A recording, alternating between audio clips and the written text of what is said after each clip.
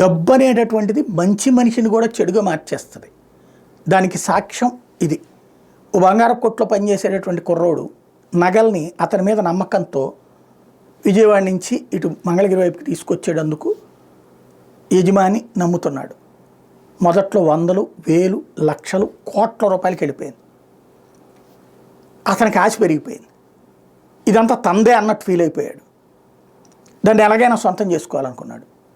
4 కోట్ల రూపాయల ఆభరణాలు తీసుకుని వస్తూ ఫ్రెండ్స్తో కలిసి ప్లాన్ చేశాడు. ఆ ఫ్రెండ్స్ ముందు మేము చేయమన్నారు. లేదు మీకు ఏ కేసు రాదు నేను చూసుకుంటానని చెప్పాడు. వాళ్ళు ఒప్పుకున్నారు. మొన్న ఈ మధ్యన అక్కడ బైపాస్ దగ్గర అండర్ పాస్ దగ్గర నుంచి వస్తుంటే ఎవరో అక్కడి నుంచి తన 2 వీలర్కి పెట్టినటువంటి బ్యాగ్ లాక్కుని పారిపోయారంటే కంప్లైంట్ పెట్టి పోలీసులకి ఇట్లాంటి వ్యవహారాల్లో ఏం జరుగుతుందో తెలుసు. అందుకని నిఘా పెట్టారు. ఓ పక్కన 2-3 బృందాలతో గాలిస్తున్నాం ఇదంతా చెప్పి ఏకంగా 4 కోట్ల విలువైన నగలు.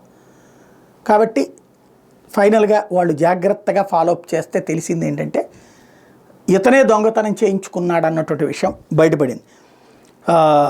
నాగరాజు అనేటటువంటి ఎవరైతే ఈ నగలు పోయినాయి అని చెప్పాడు 4 కోట్ల విలువైన నగలు తన స్నేహితులతో కలిసి ఈ చోరీకి ప్లాన్ చేశాడని అర్థమైంది.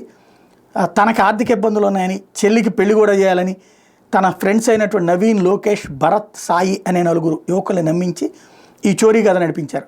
ఆభరణాలు చోరీ చేసేందుకు తనకు సహకరించాలని కోరాడు. మొదట వాళ్ళు పోలీసులు భయపడి నిరాకరించారు. తర్వాత నాగరాజు మీకేం ఇబ్బంది లేదని అసలు కేసు లేకుండా చూసుకుంటాను ఒప్పించాడు.